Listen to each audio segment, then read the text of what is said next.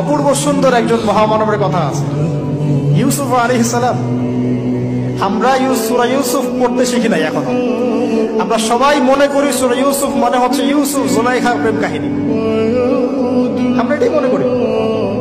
সূরা ইউসুফকে আল্লাহ পাক সবচেয়ে শ্রেষ্ঠ উপন্যাস বলেছেন, আহসানুল কসাস। একটু গভীরভাবে পড়ে দেখবেন অর্থগুলো।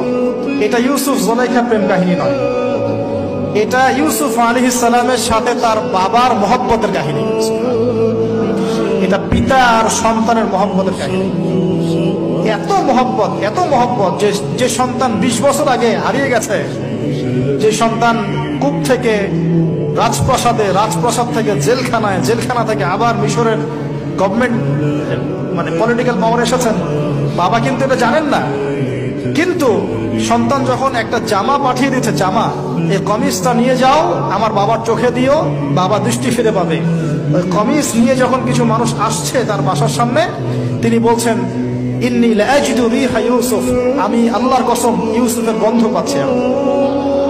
এটা মারা বুঝতে পারবেন, সন্তানের গন্ধ পাওয়া যায়। বাবারা বুঝবো, সন্তান মায়েদের আমাদের ছেলে মেয়েদের গন্ধ আমরা বুঝি, এটা আমার ছেলের গন্ধ, এটা মেয়ের গন্ধ। ইউসুফ আলাইহিস সালামের কামিজ আসছে 1200 মাইল দূর থেকে, আরো বেশি বা কম হবে, আর এখানে তার বাবা গন্ধ পাচ্ছেন। মহব্বত, এই কথাটা, এই আয়াতটা আসলেই চোখ দিয়ে পানি বের হয়ে যাবে।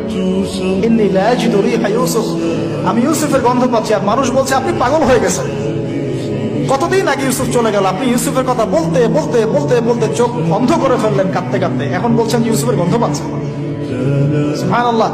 তো সূরা ইউসুফ পিতা আর সন্তানের প্রেম কাহিনী, মহব্বতের কাহিনী, ট্র্যাজেডি লাইফের। ভাইদের ষড়যন্ত্রে চলে গেলেন কূপে, কূপ থেকে রাজপ্রাসাদে, রাজপ্রাসাদ থেকে জেলখানায়। জেনার আহ্বান করছে তাকে, তিনি বলছেন, মাআযাল্লাহ, আমি আল্লাহর কাছে আশ্রয় প্রার্থনা করছি। এখানে আমরা সূরা ইউসুফ পড়তে গিয়ে ইউসুফ আলাইহিস সালামের বাহ্যিক সৌন্দর্য নিয়ে কথা বলি, তার চরিত্র, তার বাহ্যিক সৌন্দর্য অনেক বেশি সুন্দর। সূরা ইউসুফ আলাইহিস সালামের এই যে জেনা থেকে মুক্ত থাকার শিক্ষা, এটা যদি আমাদের যুব সমাজ নিতে পারে, ইনশাআল্লাহ অর্ধেক কাজ হয়ে যাবে ইনশাআল্লাহ।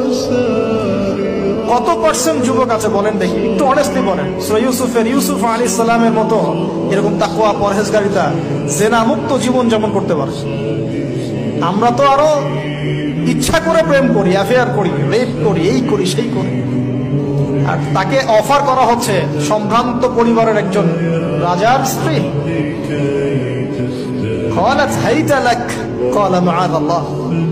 তাহলে এই মহামানব জীবন থেকে শিক্ষা আছে।